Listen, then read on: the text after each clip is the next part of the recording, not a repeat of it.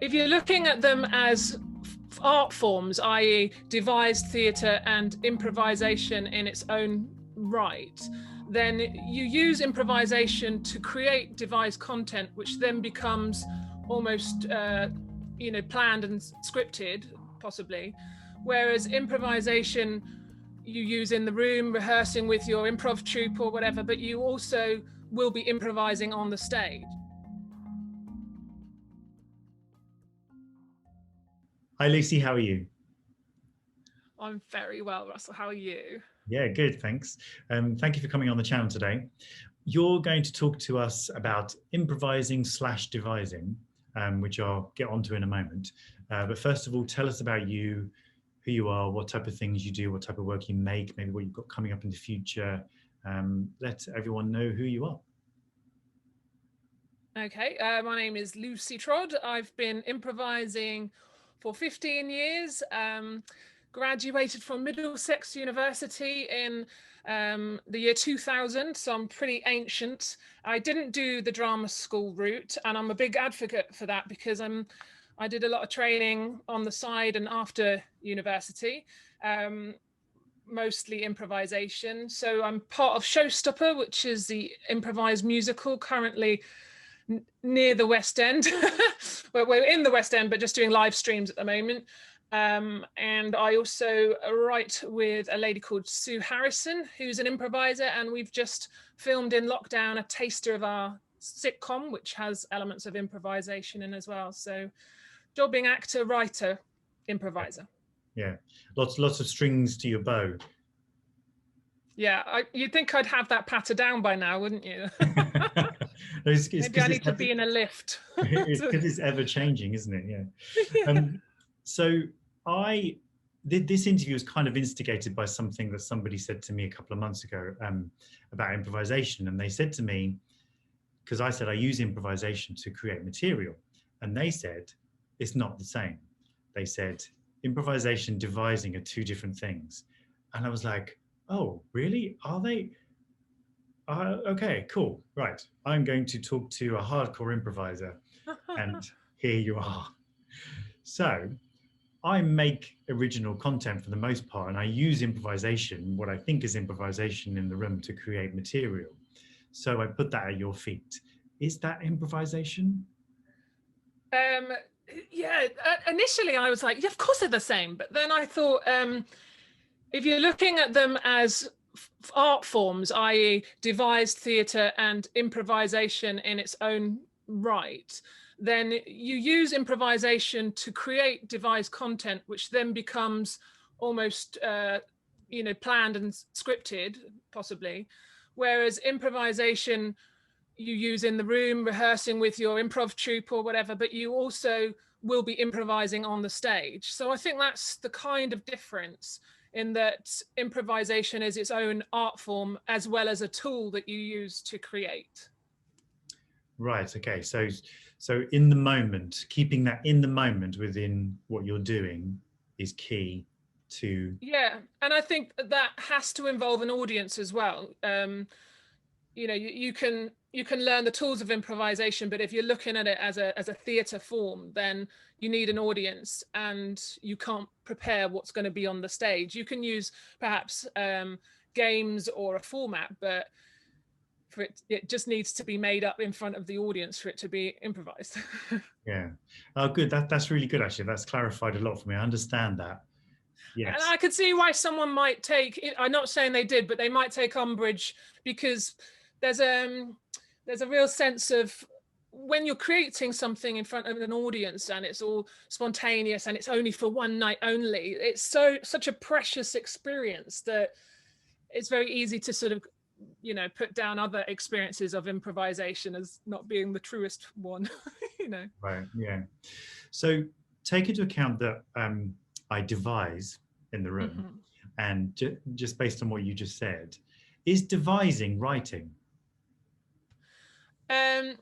I think you are improvising in the room, though. I think you're improvising to create devised theatre.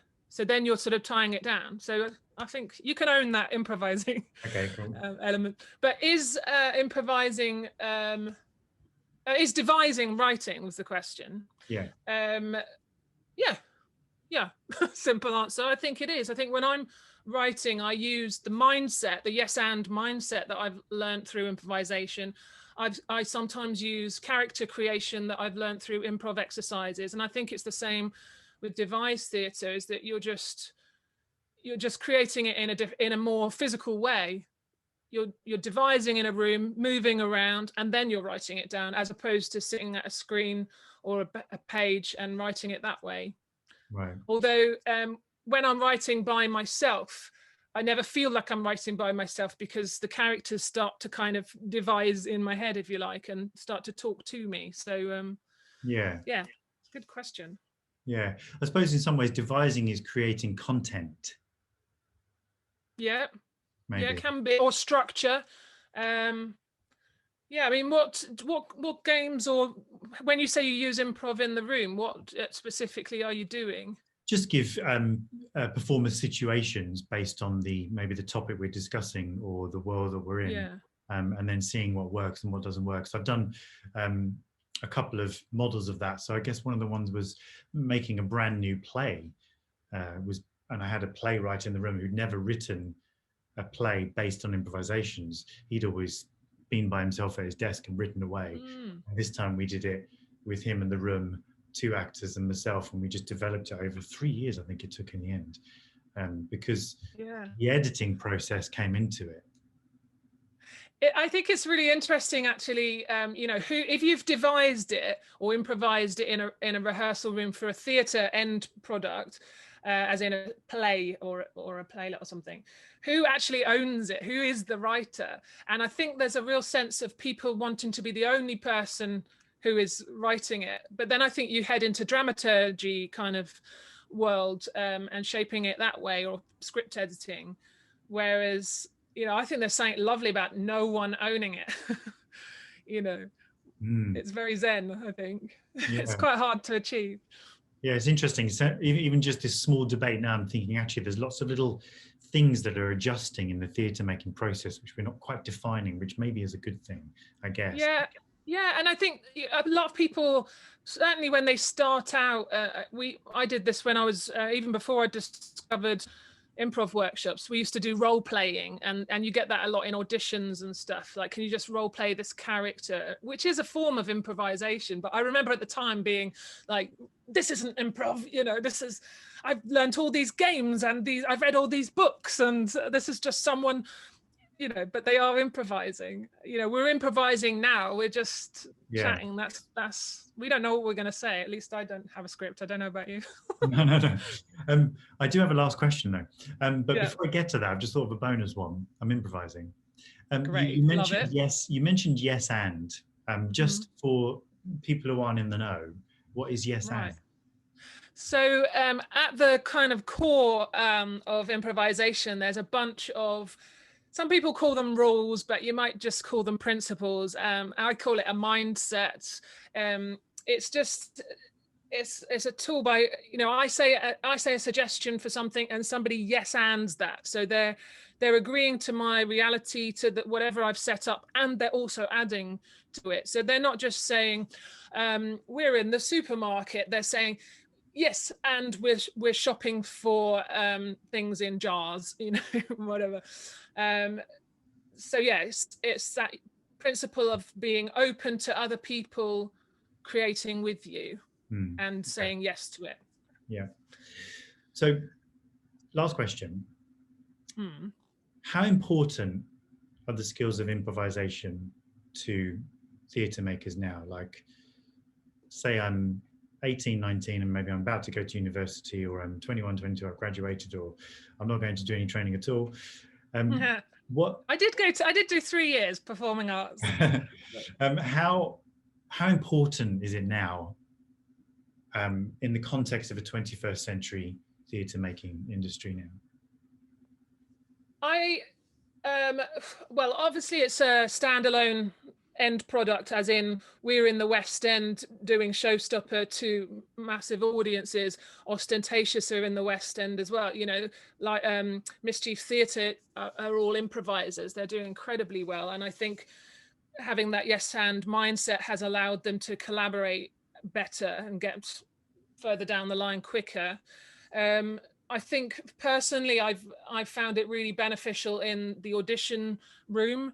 I've also found that when I've got jobs, most recently it's been filming work, which I know we're concentrating on theatre, but for example, in lockdown, I just filmed on Brassic, which is a comedy series. We had a script, but when I got onto set, the guy was like, I've been thinking about this. How about we do this? So I got way more lines because I could improvise it, you know. So you're creating your own content there. I did a Maltesers ad in lockdown. We had the basis of scripts. We also improvised around it. So yeah, if you can go into the room and be in a place, a mindset to listen to what they want at that moment and be ready to be flexible and agile. I sound like I'm at one of my corporate training workshops now, but if you are able to listen, you know, it's all about being spontaneous. Good acting is all about being in that moment. If you can get rid of all those filters in your head that say, what's the next line, or I'm not good, or that, why is that person looking at me funny? If you can just be in that moment, it's all about what you learn in improvisation is exactly that moment. So it's good in auditions, it's good to be fresh in plays, and it's great for devising content, diversifying. Yeah, a lot of people are having to make their own work now, more so than ever, I feel. So yeah, if you want to go to Edinburgh and make a show, this is really going to help you. If you want to audition for a big play, this is going to help you just keep it alive. Yeah, that's a big firm yes. Yeah, that's great. No, I think I agree as well. You know, when I have my director's hat on, I really want performers who have freedom. Yeah, you know, that allow freedom in the work they do as well. It's not just about the rules of performing, like you say, or not just learning your lines. It's do you have it as well that when you're devising with this kind of mindset in mind, do you sort of feel like there's just infinite possibilities because you just keep creating? Like with my writing partner, because we're both improvisers, if we suddenly go, do you know what, this entire script is not working, let's keep the characters and start again, which we've done, we're not attached to things in the same way that I've noticed people who are not of this mindset might be. Yes, it's very easy to jettison stuff that you have crafted and go, that's not working, I'm moving on somewhere else, because I know I can improvise my way out of it, or you know, or whatever. But yeah, that's fascinating. And there'll always be a thing when you're doing an improvised show that you come home and you'll be like, why didn't I say that? Why didn't I say that? And I love that frustration, because yeah, it can always be better, but that's not what it's about. For me, it's about that incredible moment of a team of people who work really well together in a sort of spotlight, on a stage, in a pub, whatever, pub theatre, you know, and that connection with the audience that are only there for that night, and it is gone, and it is made from what they want it to be for that one night only. And it's when they come with you, it's like the best feeling in the world that you've created something. You surprise yourself, and most of the time you can't remember it because it's so in the moment. And that's why I love it. Yeah, sold.